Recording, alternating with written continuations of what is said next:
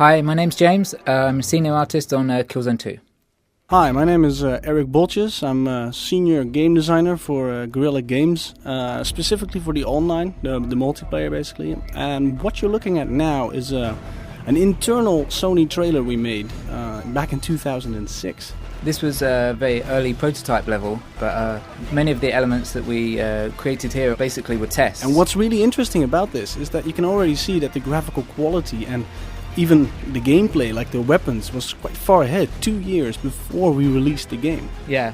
We really wanted to test the basics of the gameplay, so the walk speeds, the weapon speeds, the reload speeds, as early as possible, so we had enough time to test and tweak that.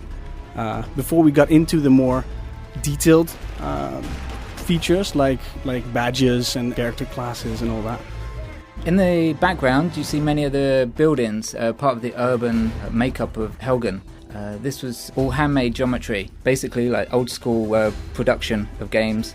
But slowly we moved away from this system and created a system called building blocks. Basically, that gave us the ability to stack parts up on top of each other and create buildings very quickly instead of having to hand model each and every element. Many of the shanty towns that you see throughout the game, these are also building blocks, and we basically had a whole library of elements, like such as the corrugated iron doors, the wooden frames.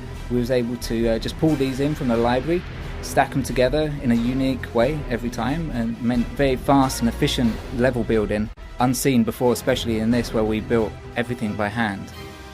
What was quite cool is that this was actually done with all people that work at Guerrilla. So we got like 16 volunteers, and we gave them walkie-talkies, and they were scattered all over the building behind different dev kits. And then we'd actually set up these scenes, like, you know, you hide behind the wall, you shoot him, use this weapon. So it was all choreographed using walkie-talkies, which got some really funny incidents as well, where people would be jumping on top of each other while we were doing a take, and they would ruin the whole scene. One thing that remained consistent was the props. Many of the light fixtures, barricades that you see in this video still remain in Killzone2 all the way through all the levels.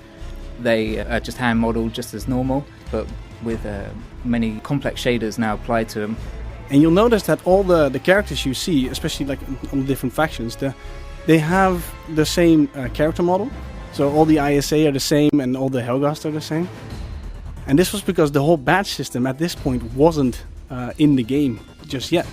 So yeah, it just shows like how early the game was playable and how far along it was even back then.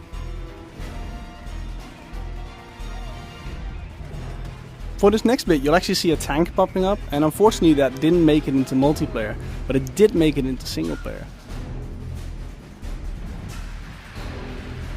And, you know, you might actually see it coming back in the near future, but we can't make any promises yet, so.